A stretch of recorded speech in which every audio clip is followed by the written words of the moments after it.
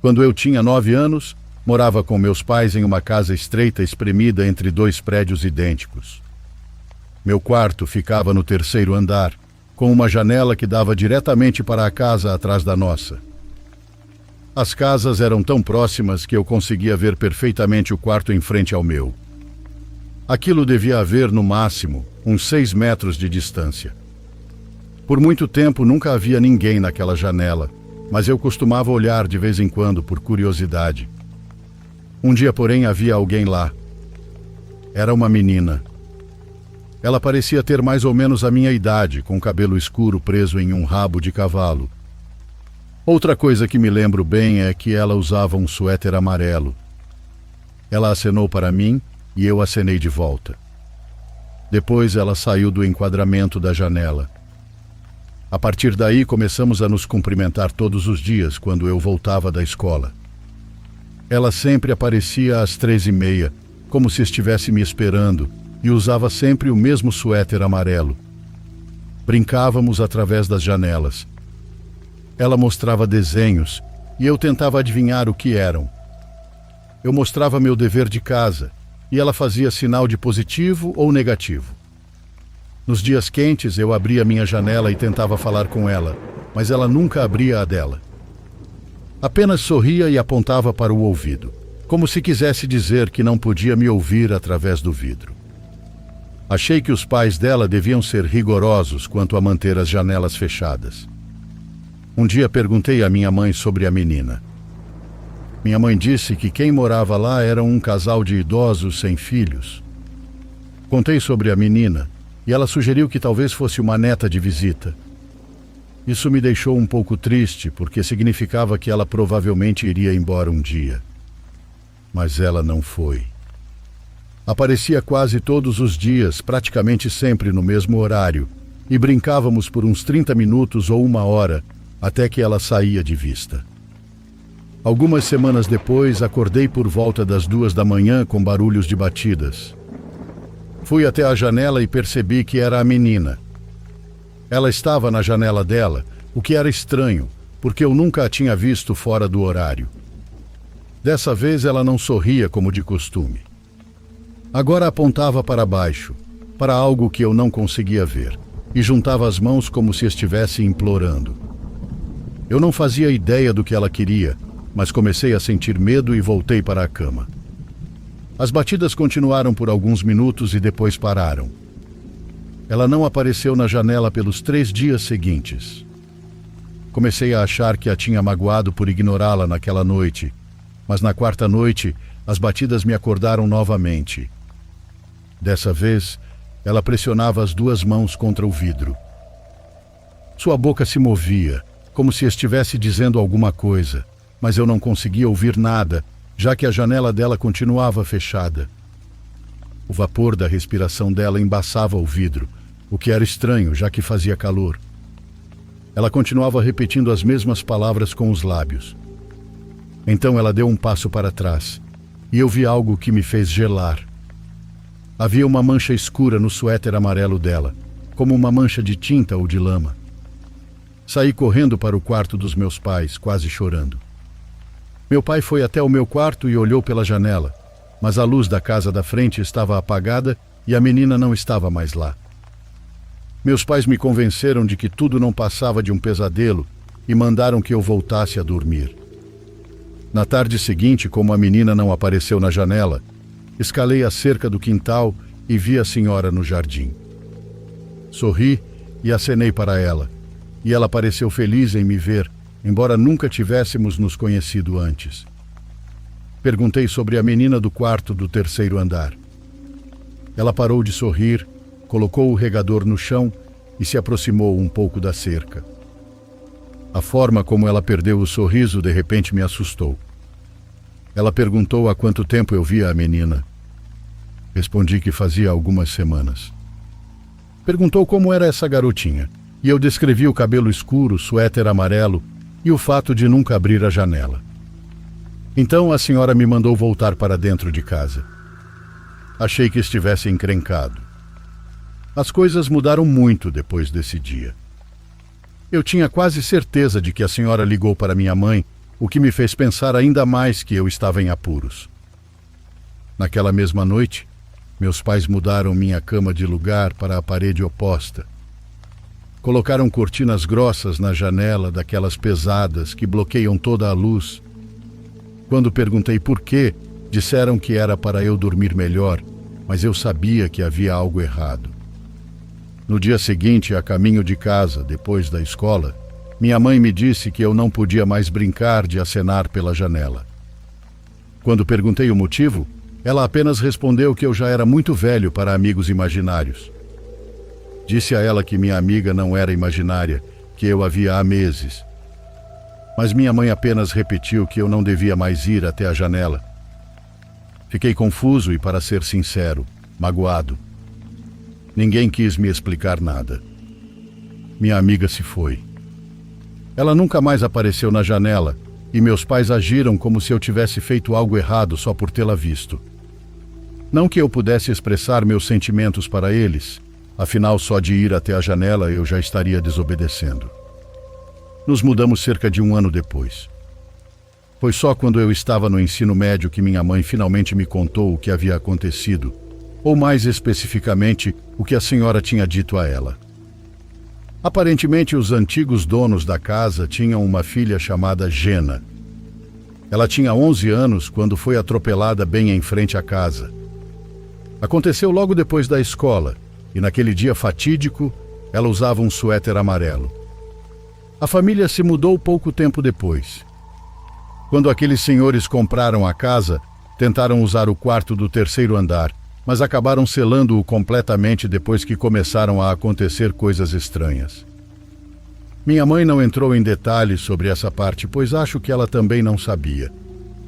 Só disse que a senhora sempre foi uma pessoa muito espiritual. Hoje eu tenho 34 anos e moro em uma casa sem janelas voltadas para outros prédios. Tive alguns sonhos com a menina da janela ao longo dos anos, mas nunca são pesadelos. Nunca a vejo com a mancha no suéter, como naquela noite, mas ela também não sorri nos meus sonhos como costumava sorrir para mim. Essa será para sempre uma daquelas experiências estranhas que simplesmente não têm explicação.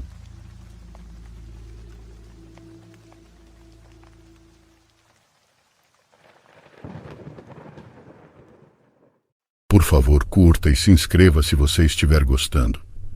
Agora continuamos.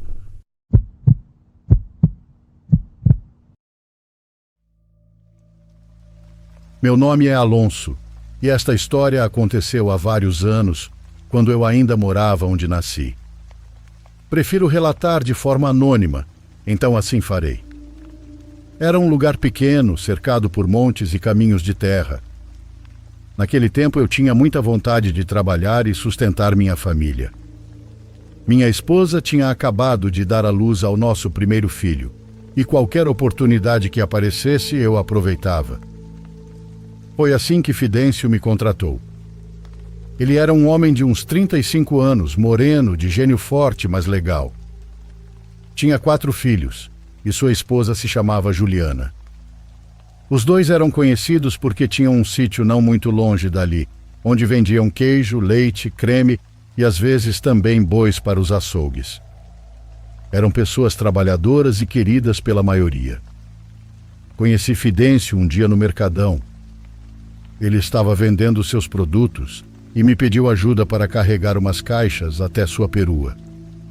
A partir daí começamos a conversar e nos demos bem.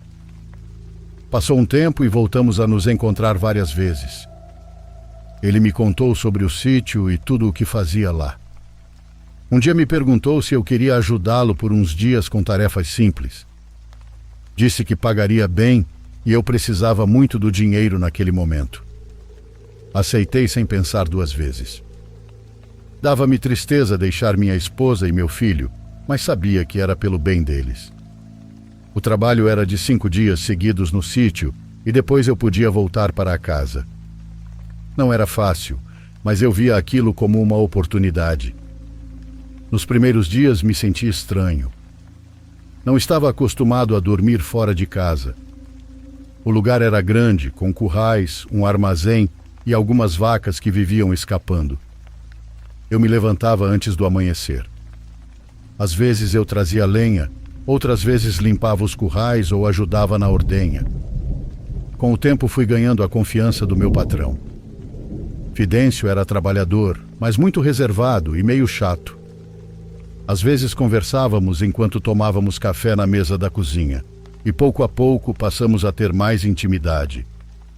Um dia pedi que ele fosse padrinho do meu filho, e ele aceitou com prazer. A partir daquele momento viramos compadres, e isso nos uniu ainda mais. Depois disso a relação mudou. Ele já não era só meu patrão, também era meu amigo. Às vezes me convidava para almoçar com sua família, e vi que Juliana cozinhava muito bem, e as crianças eram alegres. Outras vezes, quando tínhamos tempo livre, fazíamos churrascos com conhecidos. Eu levava minha esposa e meu filho, e todos passávamos um bom momento. Chegamos até a ir à praia umas 2 vezes. Foram dias bonitos, daqueles que ficam gravados na memória. Naquele tempo eu sentia que a vida estava sorrindo para mim. Eu tinha trabalho, saúde e um compadre que me tratava bem. Mas tudo começou a mudar quando o negócio dele passou a ter problemas. Fidêncio me dizia que havia fazendas vendendo mais barato e tirando seus clientes. Achei que era normal, mas com o passar dos dias notei que ele estava diferente. Parecia mais sério e se irritava com pequenas coisas. Às vezes, quando saíamos para entregar produtos, ele ficava calado quase todo o caminho. Dizia que estavam roubando o trabalho de toda a sua vida. Eu tentava animá-lo, mas ele apenas assentia, sem dizer muito. Uma tarde, enquanto dirigia sua caminhonete, deu um soco no volante e disse que já não sabia o que fazer, que o estavam deixando sem nada. Já não era o mesmo homem tranquilo e bondoso que eu conheci. Passava mais tempo sozinho, trancado no armazém ou na parte de trás do sítio, revisando contas e anotando coisas num caderno.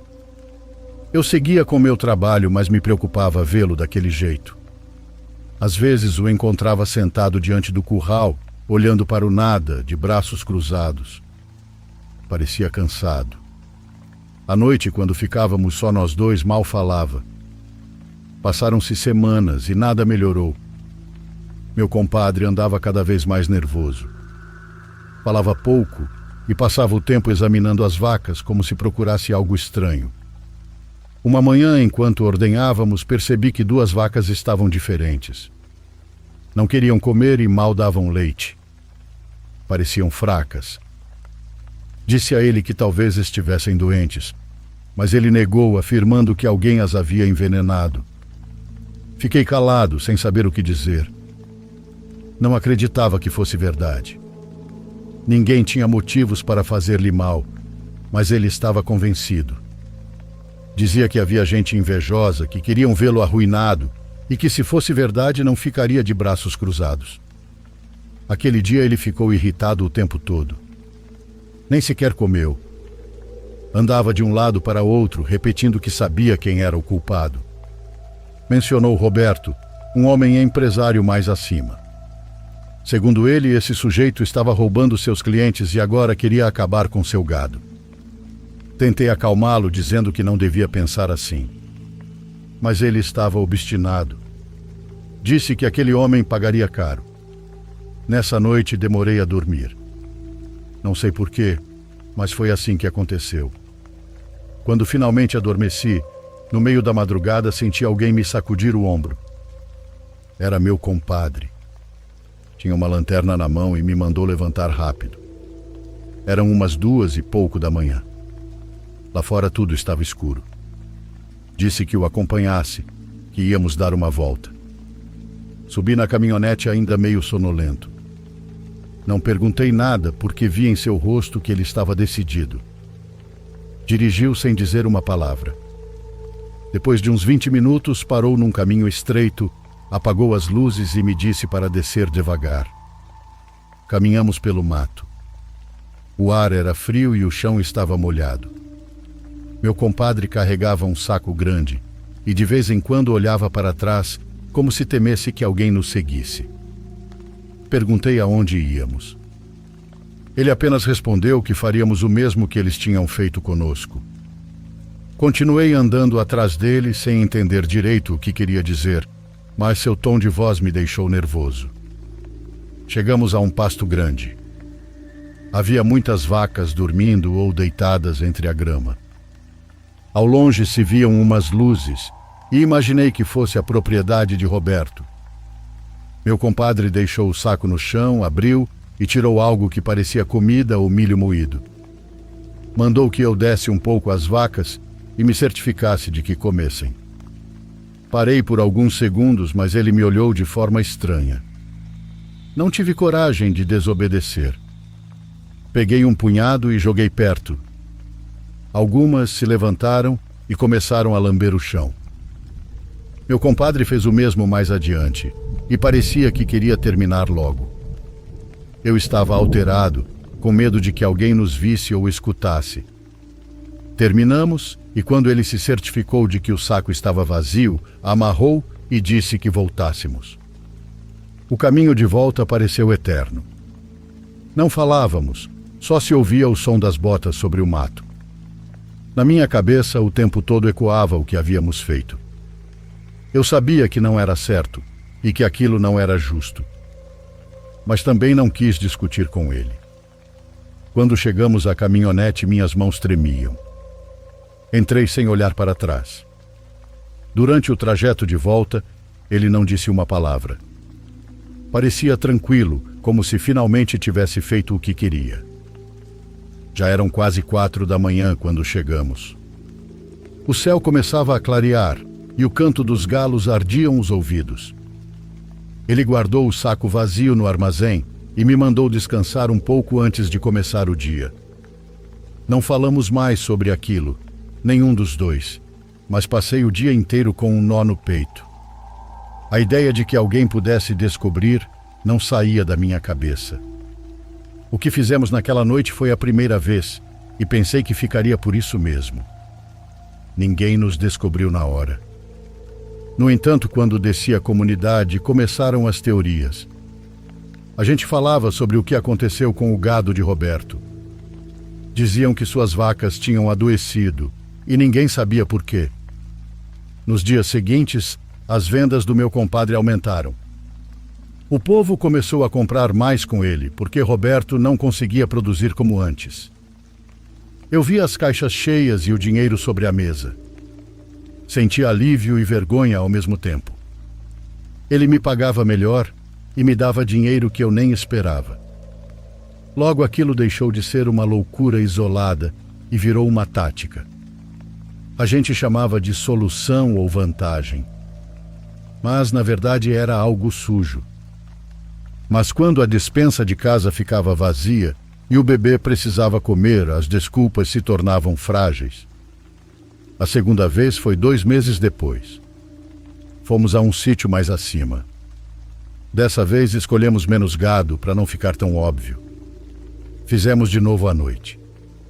Não conversamos, só agimos. Voltamos como se nada tivesse acontecido.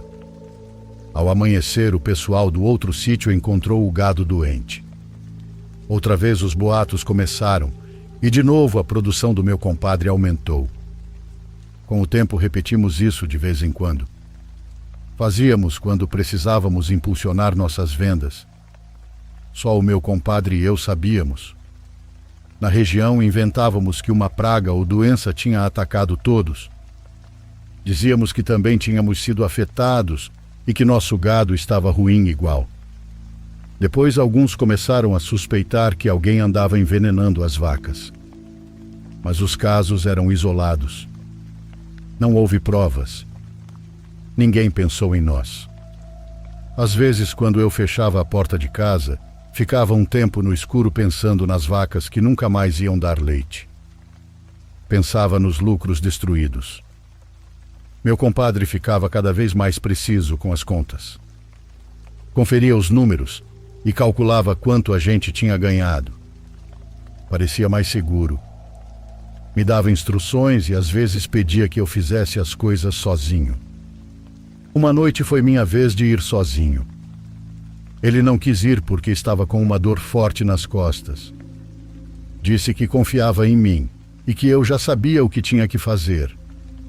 Não sei se era culpa ou medo, mas algo dentro de mim dizia que eu não devia ir.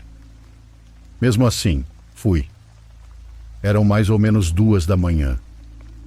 Dirigi por quase 2 horas até chegar à estrada que levava ao sítio. Deixei a caminhonete escondida entre umas árvores, como sempre fazia para ninguém ver, e o resto do caminho segui a pé. O mato estava escuro, então mal dava para distinguir as trilhas. Levava o saco no ombro e uma lanterna pequena na mão. Caminhava devagar, ouvindo os grilos e o vento entre os galhos. Tudo estava calmo até eu chegar no pasto. Foi aí que notei algo estranho. As vacas se moviam de um lado para o outro, fazendo soar os sinos que colocaram nelas. Algumas levantavam a cabeça como se estivessem farejando algo, outras batiam as patas no chão. Achei esquisito, porque normalmente naquela hora elas já estavam dormindo. Tentei acalmá-las, mas não me davam atenção. Joguei a mistura que trazia e esperei um pouco, mas elas não chegavam perto. Algumas só olhavam para o mato, como se algo estivesse escondido lá. Decidi voltar. Já tinha feito o suficiente. Caminhei pelo pasto seco e de repente ouvi algo atrás de mim. Era o som de sino de uma vaca. Pensei que alguma tivesse me seguido, mas quando olhei para trás não vi nada. Continuei andando e o som voltou. O sino soava mais perto, mas eu não ouvia passos nem o gado se movendo. Só o sino. Acelerei o passo olhando de lado. O som não se afastava. Às vezes parecia vir das minhas costas, depois do mato, e depois bem ao meu lado. Me virei várias vezes, iluminando com a lanterna. O caminho de volta era em descida, e cada passo ficava mais pesado. O tilintar seguia até que de repente ouvi bem logo atrás. Me virei, mas não tinha ninguém. Não sei porquê, mas pensei nas vacas que a gente tinha envenenado. Pensei nas famílias que ficaram sem nada. Continuei andando sem olhar para trás, tentando me concentrar no caminho. Foi então que o vi. Um pouco mais à frente, no meio da trilha, havia um touro enorme e completamente preto. Estava parado, olhando direto para mim. Os olhos brilhavam e não se movia nem 1 centímetro. Gritei para espantá-lo. Levantei as mãos, agitei os braços, mas o bicho não se mexeu. Só me olhava. Não sabia se era real ou se minha cabeça estava pregando uma peça. Tentei contornar, caminhando devagar para a direita, mas o touro virou também, me acompanhando com o olhar. Então comecei a andar mais rápido, e o animal deu um passo, depois outro. Seu andar era lento, mas firme. O som do sino voltou atrás de mim, junto com uma risada de um homem velho. Fraca, mas nítida. Acelerei o passo e o touro vinha atrás. Não corria, só me seguia, como se não quisesse me perder de vista. Toda vez que eu virava a cabeça, lá estava ele, com aqueles olhos brilhando. A risada voltou mais distante, misturada com o som do sino. Não sei quanto tempo caminhei, até que o barulho começou a sumir. Parei de ouvir o sino, e quando tive coragem de olhar para trás, já não vi nada. Continuei andando sem parar até chegar à caminhonete. As pernas tremiam, e as mãos mal seguravam a lanterna. Entrei no carro, e dessa vez voltei para o sítio sem dizer uma palavra. Na manhã seguinte, o corpo estava cansado, mas a cabeça não parava. Desde que vi aquele touro na trilha, algo dentro de mim não se sentia certo. Assim que amanheceu, fui procurar meu compadre para contar o que aconteceu. Encontrei ele no curral examinando as vacas. Disse que precisava falar com ele. Ele me olhou sério. Contei como foi tudo, desde quando cheguei ao pasto, como os animais estavam agitados e como ouvi o sino atrás de mim. Disse também que viu o touro, que não era normal. Meu compadre ficou quieto, depois perguntou se eu acreditava no que diziam sobre o dono daquele lugar, o tal do seu Lúcio. Perguntei o que era, E ele me disse que há muito tempo o povo comentava que aquele homem tinha um pacto com algo sombrio. Que por isso o gado dele crescia rápido, dava leite bom e nunca adoecia. Fiquei pensando. Nunca tinha ouvido falar disso. Não sabia se meu compadre dizia para me assustar ou se estava falando sério. Ele falava como quem não acredita, como se fosse fofoca de gente simples. Respondi que não fazia ideia e que nunca tinha ouvido esses rumores. Mas, na verdade, desde aquele momento, tudo o que vivi naquela madrugada passou a parecer mais estranho. Na minha família se falava dessas coisas. Meu tio, irmão da minha mãe, dizia entender de energia branca e negra. Contava que nem todo mundo usa o mesmo tipo e que tem gente que faz trato com o que não deve. Eu sempre levei na brincadeira, mas lembrei que esse tio cobrava para fazer limpezas e desfazer trabalhos de feitiçaria, segundo ele. Esse pensamento me deixou mais inquieto. Não parava de pensar que o que vi não era um animal comum. Algo me seguiu naquela noite. Às vezes, quando eu ficava sozinho no mato, cortando galhos ou conferindo cercas, escutava de novo. Era aquele som. O sino. Às vezes longe e outras, tão perto que parecia estar bem no meu orelha. Parava para ouvir e o som parava também. Virava para o mato e não via nada. Nem vacas, nem pessoas. Só o vento mexendo as folhas. Às vezes acontecia ao entardecer, outras ao amanhecer, quando os galos começavam a cantar. Tentava não tocar no assunto. Não queria que meu patrão achasse que eu estava ficando louco. Mas o que ele falou sobre o seu Lúcio não ajudava. Em vez de me tranquilizar, me deixou mais nervoso. Me fazia pensar que talvez aquele homem tivesse mesmo feito alguma coisa e que o que vi naquela noite foi a consequência de ter entrado nas terras dele. Passaram-se os dias e, para a surpresa de todos, seu Lúcio continuava igual. Não parecia preocupado nem afetado por nada. Na área diziam que ele seguia vendendo como sempre, que suas vacas continuavam fortes e que não tinha tido nenhuma perda. Isso me chamou muito a atenção. Pensei que talvez o que fizemos naquela noite não tivesse servido de nada. Meu compadre também não entendia. Dizia que era impossível, que algo tinha que ter acontecido. Aquele homem não podia ter tanta sorte. No entanto, uma semana depois as coisas mudaram, mas não para seu Lúcio, e sim para nós. No sítio, algumas vacas começaram a adoecer. Primeiro foram 2, depois 3, e em poucos dias já eram várias as que não queriam comer. Tinham os olhos vidrados e respiravam com dificuldade. O mais estranho foi que, ao contá-las, percebi que eram exatamente o mesmo número de vacas que supostamente havíamos tentado envenenar no seu Lúcio. Era uma coincidência exata. Pensei várias vezes tentando encontrar alguma lógica, mas não conseguia. Parecia coincidência demais para ser apenas acaso. Começamos a cuidar mais das divisas. Junto com meu compadre saí para fazer as rondas, mas sempre me tocava ir mais longe. Caminhava até a parte baixa, perto do rio. Numa dessas noites aconteceu algo que até hoje não sei como explicar. Eu andava com a lanterna na mão, revisando as cercas. Tudo estava tranquilo até que ouvi um barulho entre as árvores. Pensei que pudesse ser uma preguiça, mas logo vi uma sombra deslizando mais adiante. Gritei para que parasse, mas a pessoa continuou correndo em direção ao rio. O estranho era o jeito como se movia. Não corria como uma pessoa normal, se impulsionava de um jeito esquisito, como se saltasse na ponta dos pés. Mesmo com medo, joguei uma pedra, mas errei. Depois outra e também errei. A pessoa se movia rápido, mas de vez em quando virava o rosto na minha direção. Em um momento, a luz da minha lanterna iluminou parcialmente seu rosto.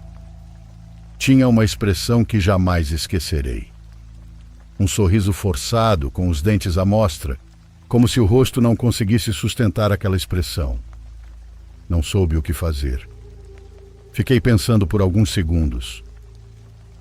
A figura voltou a saltar e desapareceu entre as árvores, rumo ao rio. Ouvi o barulho da água e depois disso apenas o silêncio e minha respiração. Quis segui-la, mas algo dentro de mim me impediu. Então fiquei parado, apertando a lanterna com força, olhando para o mato escuro.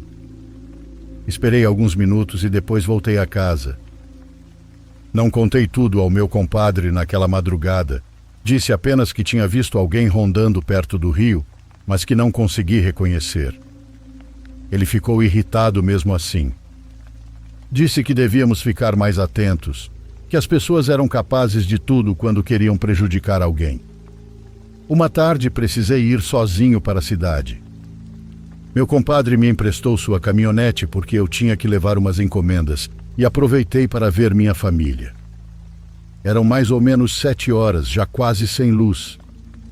O céu tinha aquele tom acinzentado entre o dia e a noite e o caminho mal se via. Liguei os faróis e avancei devagar pela estrada de terra. Nessa hora quase ninguém passava. Eu pensava em tudo o que havia acontecido nos últimos dias e foi então que percebi algo se movendo pelo retrovisor. Era uma coisa escura no meio do caminho, movendo-se de um jeito estranho. Olhei melhor e senti o coração dar um pulo. Era o mesmo movimento que eu tinha visto naquela noite no rio. Pulava, não andava normal. Dava passos longos, quase como se flutuasse por alguns segundos antes de tocar o chão novamente. A sombra vinha atrás de mim, cada vez mais perto. Não dava para distinguir bem sua forma, mas parecia de gente. Acelerei um pouco, achando que era coisa da minha cabeça, mas não desapareceu. Continuava se movendo igual, com aqueles saltos longos que pareciam se aproximar com facilidade. Passaram alguns segundos assim até que de repente ouvi um grito. Soava como se alguém risse de mim, mas sem voz humana. Era rouco e agudo ao mesmo tempo, com um tom tão desconfortável que um arrepio percorreu todo o meu corpo. Dei um pequeno solavanco no volante de susto e quase bati numa árvore. Consegui frear, mas a caminhonete apagou. O silêncio que se seguiu foi o pior, só se ouvia o tique-tique do motor quente. Tentei ligar de novo, mas nada. Girei a chave várias vezes e nada acontecia. O suor já ensopava a zorba e eu não sabia se era por causa do calor ou do medo. Olhava para os espelhos o tempo todo. Não via nada, mas tinha a sensação de que algo me observava. O mato dos dois lados da estrada estava escuro, cheio de sombras que se confundiam entre as árvores. Cada vez que eu virava o rosto, me parecia ver movimento. Continuei tentando ligar o motor sem parar de olhar os retrovisores. Sentia que a qualquer momento algo ia aparecer pela janela. Os minutos pareceram eternos. Rezei em voz baixa, pedindo a Deus que me deixasse sair dali, que a caminhonete ligasse e que eu pudesse voltar em segurança. Não passava ninguém. Era como se o caminho tivesse ficado vazio. Depois de várias tentativas, o motor finalmente ligou. Minhas mãos tremiam de alívio. Engatei a primeira e saí sem pensar 2 vezes. Não olhei para trás e dirigi apertando o volante com força, olhando só para frente. Durante todo o trajeto, senti como se uma presença tivesse subido comigo.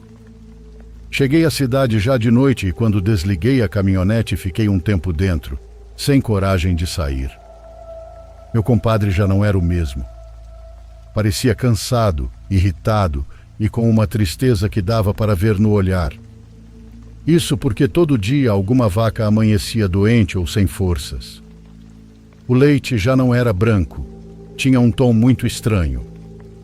Quando caía na ordenhadeira parecia mais espesso e tinha um cheiro forte. Até os cavalos pareciam diferentes. Já não se ouviam os cantos dos galos nem o barulho alegre das crianças. Tudo havia se tornado silencioso. Minha comadre Juliana também mudou. Parecia exausta, como se não dormisse bem. As crianças ficavam o tempo todo dentro de casa sem dar um pio. Meu compadre começou a perder a paciência. e já não falava com calma. Qualquer coisa que desse errado era culpa minha. Se o gado fugia, se uma vaca não comia, se algo sumia, ele me culpava. Às vezes fazia isso na frente da família, algo que antes jamais fazia. Eu tentava entender, mas me sentia vontade de ir embora. Dizia que não era culpa minha, que eu fazia tudo o que podia, mas ele só me olhava com raiva. Depois de um tempo, se desculpava. Dizia que não sabia por que estava assim, que era o estresse e que a situação o estava superando. Os dias passavam e o desespero o mudava. Falava sozinho e dormia cada vez menos. Disse-me que já tinha certeza de quem estava nos fazendo todo aquele mal, que era Lúcio, o mesmo homem cujo gado não tínhamos conseguido envenenar. Não quis dizer nada, mas algo dentro de mim se revirou. Não gostei de escutá-lo. Não queria voltar àquele lugar ou fazer mal às pessoas de novo. Um dia ele me chamou até o galpão e disse que queria que voltássemos lá. Mas logo deixou claro que preferia que eu fosse sozinho.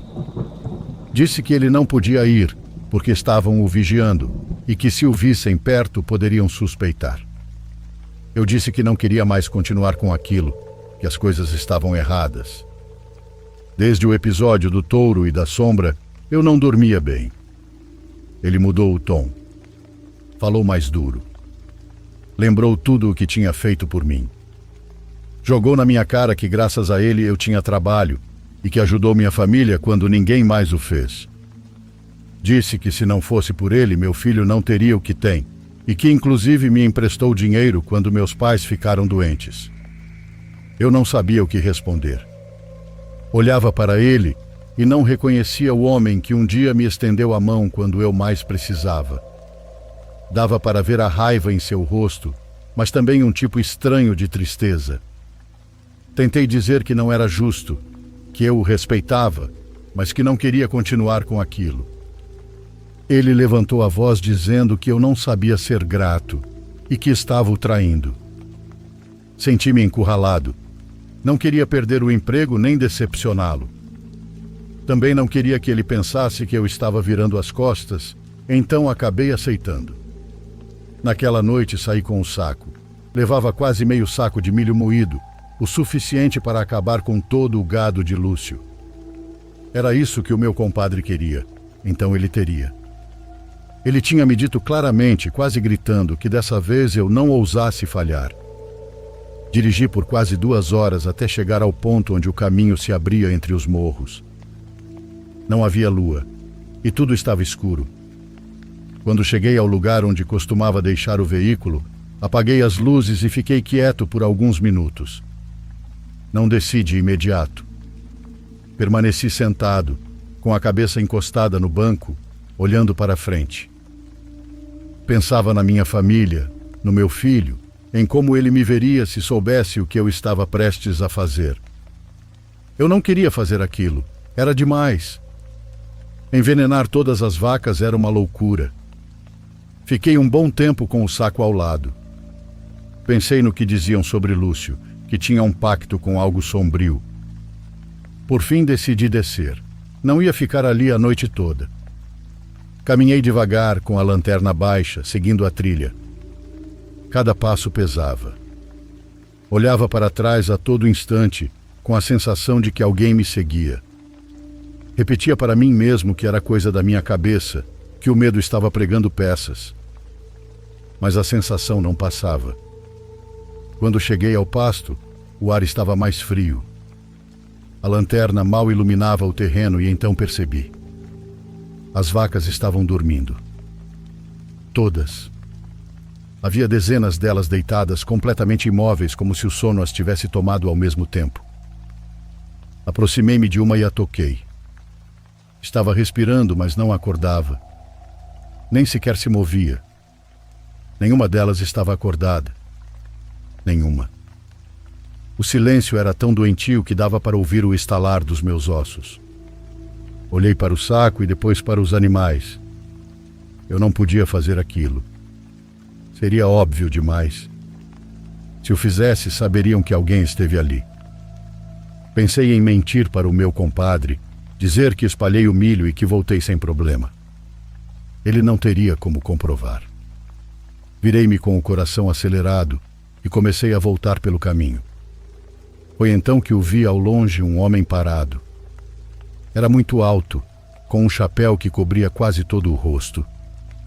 Sua silhueta se recortava contra a pouca luz da madrugada. Pedi desculpas, dizendo que estava apenas passando e que me enganei de caminho. O homem não se moveu, apenas inclinou levemente a cabeça, como se me observasse com curiosidade. Depois disse que já me tinha visto antes. Senti a garganta secar.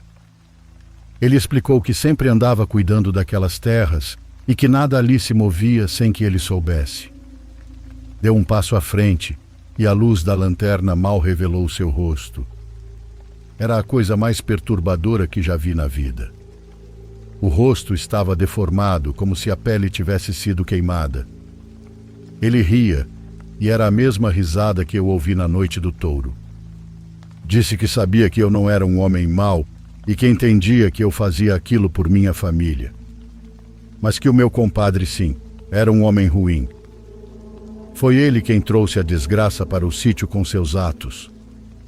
O homem ria enquanto falava, com aquela voz que se misturava a um gemido. O cheiro que vinha dele era insuportável, um odor de coisa queimada. Tossi sem conseguir evitar. A sombra dele se alongou no chão e quase me cobriu por completo. Disse que tudo nesta vida se paga, que as coisas feitas com maldade mais cedo ou mais tarde voltam. E então baixou a voz. Comentou que sabia que eu tinha família e que tinha um filho pequeno. Disse que me vinha seguindo nos últimos dias. Senti as pernas fraquejarem. Não sabia se corria ou se ficava parado.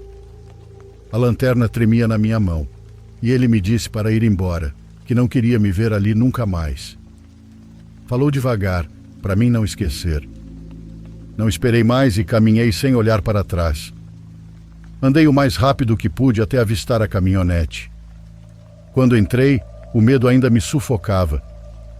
Liguei o motor e comecei a descer pela estrada, mas algo no espelho retrovisor me fez virar.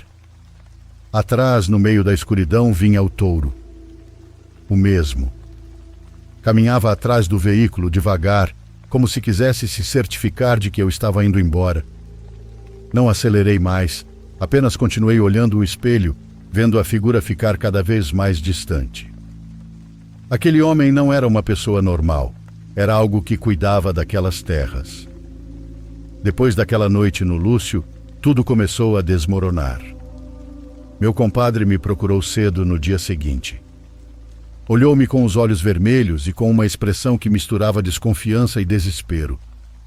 Pediu que eu jurasse que tinha feito o que ele me mandara. Menti. Disse que sim, que deixei o milho entre o gado e que estava tudo feito.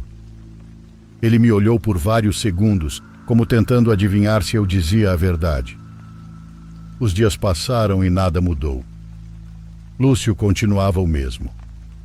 Seu pessoal seguia vendendo, seus animais permaneciam fortes e cada vez tinha mais clientes. Enquanto isso, o sítio do meu compadre parecia afundar. O leite já saía quase azul, as vacas continuavam doentes e o pasto começou a secar. Era como se a terra tivesse apodrecido. A desesperação o consumia. Já não comia direito e mal dormia. Passava o tempo falando sozinho, dizendo que aquele homem havia feito um pacto com o maligno. Eu o via caminhando pelos pastos, murmurando coisas. Uma manhã fui eu quem encontrou os bodes mortos. Eram 5. Estavam jogados perto do riacho.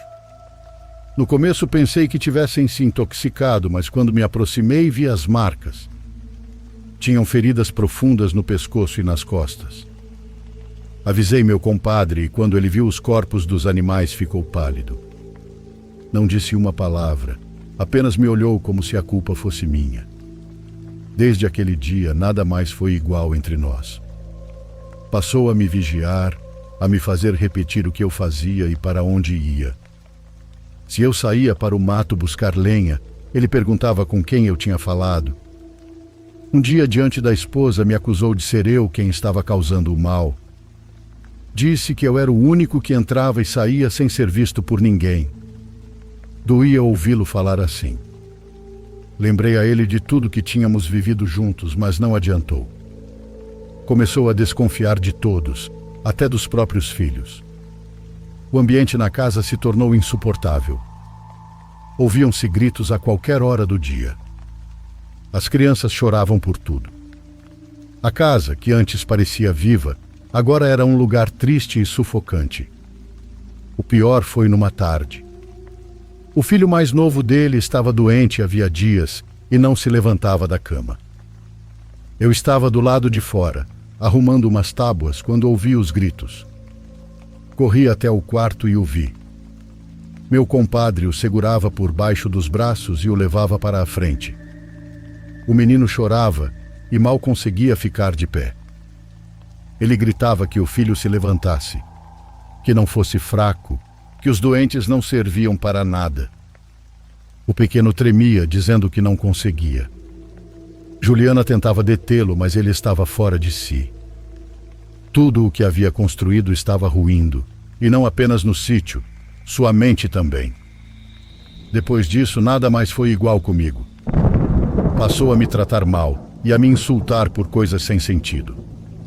Se uma vaca soltasse um peido torto, era minha culpa. Se a água do poço baixava, também. Uma tarde gritou comigo por uma porta que eu havia esquecido de fechar. Respondi que ele não tinha por que me tratar assim e que não ia suportar suas humilhações. Isso foi suficiente para fazê-lo explodir. Ele me empurrou com força e disse que eu me mandasse, que não queria me ver nunca mais. Tentei explicar, mas ele não ouvia. Gritava sem parar. Me chamou de ingrato, mentiroso e traidor. Pegou minhas coisas e as jogou para fora. Não tive outra opção senão ir embora. Caminhei pela trilha com o sol se pondo. Sentia os olhos ardendo e um nó no peito. Eu o ajudei quando ninguém mais quis. Vi seus filhos crescerem. Cuidei do gado como se fosse meu, e mesmo assim ele me expulsou sem olhar para trás. Por sorte, mais adiante encontrei alguns homens que desciam da serra e me deram carona. Não falei nada durante o trajeto. Só olhava para o chão com a cabeça cheia de pensamentos. Não tinha perdido apenas o trabalho, havia perdido meu amigo e tudo o que um dia considerei família. Os meses passaram e a vida seguiu seu curso, mas dentro de mim algo não encontrava paz. De vez em quando eu via meu compadre no mercadão. Ele virava o rosto como se não me conhecesse. Andava rápido, com o olhar perdido, e já não cumprimentava ninguém. Estava mais magro, com olheiras e um semblante que já não era de raiva, mas de cansaço. Tentava me aproximar, cumprimentá-lo, perguntar como estava, mas ele nem me dava oportunidade. Me ignorava. As pessoas diziam que Fidêncio já não ia bem, que o azar o havia alcançado. Outros asseguravam que ele andava fazendo mal ao gado de outros fazendeiros, que por inveja passava o tempo desejando desgraça a quem prosperava mais do que ele. Eu ouvia esses comentários e sentia culpa. Mais de uma vez pensei em procurá-lo, não por mim, mas por meu compadre e pelos filhos. Eu sabia que as crianças não tinham culpa de nada.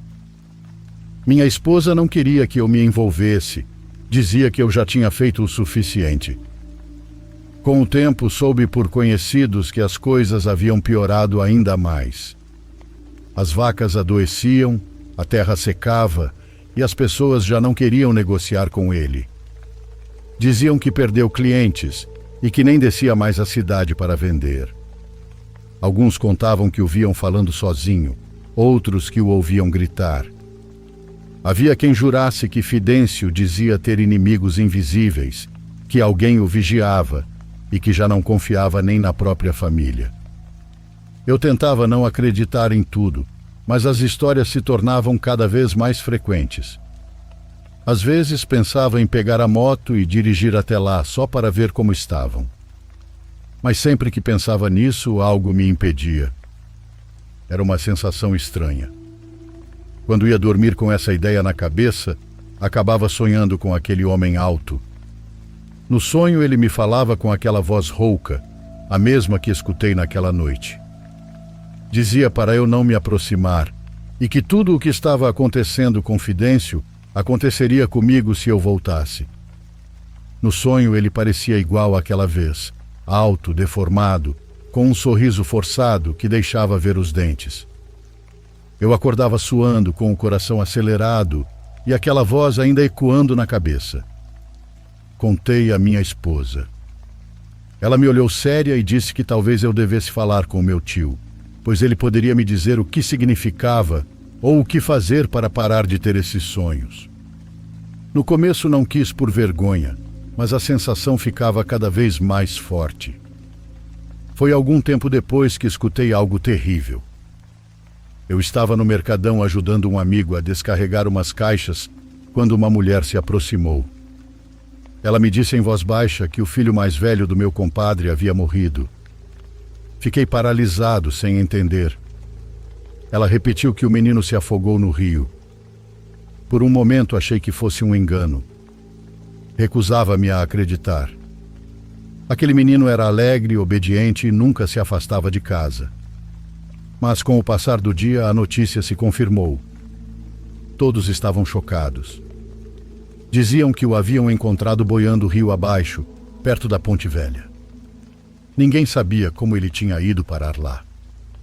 No começo muitos falavam coisas, mas ninguém conseguia explicar como o menino chegou ao rio. Contaram depois que Juliana foi quem notou sua ausência. De manhã, quando o chamou para o café, ele não respondeu. Só ao meio-dia, um homem que passava pelo rio o viu flutuando. Quando ouvi aquilo, senti um vazio no peito. Não conseguia parar de pensar em tudo o que acontecia lá e em como pouco a pouco tudo apodreceu. Dizem que o corpo do menino não tinha marcas, mas sua expressão era estranha. Diziam que meu compadre estava sob uma sombra, que uma entidade o seguia há tempos. Outros afirmavam que o que acontecera era castigo por tudo o que ele havia feito. Chegou-se até a falar em feitiçaria, que alguém o havia amarrado com um trabalho ou que o próprio Fidêncio fez pactos com o que não devia e agora estava pagando o preço. Não tive coragem de ir ao velório. Fiquei em casa pensando neles, lembrando quando o menino se aproximava para me ajudar a alimentar os bodes ou me pedia que contasse histórias à noite. Cerca de um mês depois da morte do menino, soube que meu compadre havia deixado o sítio. Ninguém sabe ao certo para onde. Alguns diziam que ele fora ameaçado por causa do gado dos outros fazendeiros e por isso fugiu. Outros diziam que a própria esposa o convenceu a ir embora, porque sentia que aquele lugar estava enlouquecendo os dois. Contavam que Juliana falava sozinha e que ambos tinham visões. Diziam ver coisas pelos corredores, sombras espiando pelas janelas ou caminhando ao redor da casa à noite. Nunca soube se era verdade, mas, no fundo, não me custa acreditar. Ninguém mais queria chegar perto daquelas terras. O tempo passou e um dia, por acaso, encontrei meu tio que fazia muito que não via. Contei um pouco do que estava acontecendo comigo, sem entrar em detalhes. Ele disse que queria me fazer uma limpeza espiritual. Durante a limpeza, meu tio ficou calado um tempo e depois disse que eu carregava algo muito pesado no corpo. Não era apenas culpa ou remorso, era uma espécie de sombra. Disse que aquela energia não era minha, vinha de um ser obscuro, um que me havia advertido ou pedido algo. Fiquei quieto enquanto ele movia o ramo de folhas secas sobre mim e murmurava orações. Depois me olhou e perguntou se eu tive visões. Contei sobre o homem alto de preto. Falei do touro que me seguiu e da voz que ouvi nos sonhos.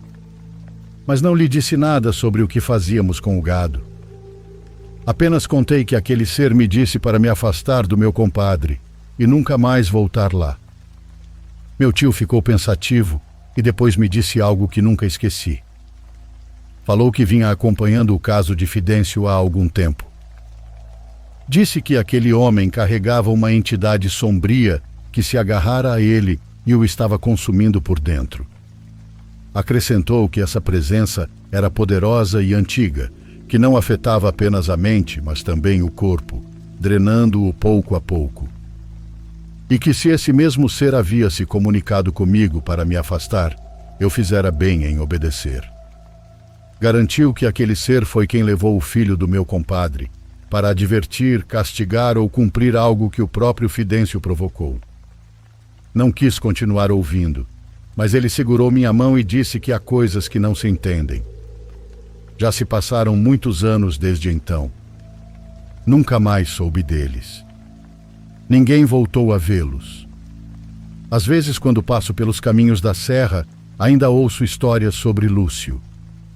O povo diz que sua fazenda continua prosperando, que seus animais nunca adoecem e que de vez em quando, entre o mato, alguém vê um touro negro enorme, com olhos como brasas. Outros falam de um homem de preto com um chapéu largo, caminhando pelos pastos ao cair da noite. Eu não sei no que acreditar, só sei que desde então todas as noites antes de dormir, peço a Deus que me perdoe por ter feito mal àqueles animais. Porque há coisas que a gente não consegue apagar e a lembrança daquele homem de preto continua em minha mente.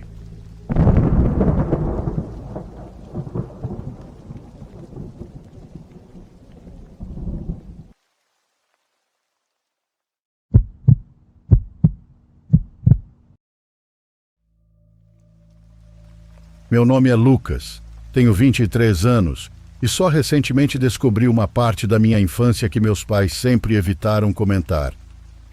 Eu tinha uns 6 anos quando começamos a morar em uma casa simples em Botucatu. Era um lugar tranquilo, cheio de árvores e um quintal grande, onde, segundo minha mãe, eu passava horas brincando com alguém que não existia. Eles dizem que eu falava de um menino chamado Norberto. Eu descrevia ele com detalhes. Cabelo preto, roupa simples e os pés sempre sujos de barro. Dizia que ele morava no buraco do fundo, um poço tampado por tábuas velhas que existia perto do muro. Meus pais achavam que era só imaginação, até que começaram as coisas estranhas. Minha mãe conta que me ouvia conversando de madrugada, respondendo perguntas que ninguém fazia. Meu pai, mais cético, resolveu esconder um gravador na sala. Quando ouviu a fita, quase quebrou o aparelho, pois a gravação tinha 2 vozes. A minha e uma outra, que respondia eu. Na mesma semana, meu pai tapou o poço com cimento. Naquela noite, tive febre alta e comecei a gritar o nome de Norberto, implorando para abrirem o buraco porque ele estava preso lá embaixo. Eu não lembro de nada disso. Só lembro de crescer com um medo inexplicável de água. Anos depois, quando reformaram a casa, encontraram uma correntinha infantil no fundo do poço. Minha mãe chorou o dia inteiro. Disse que por semanas eu ficava sentado no quintal, olhando para o chão e sussurrando: "Fala comigo agora." Como eu disse, não me lembro de nada disso.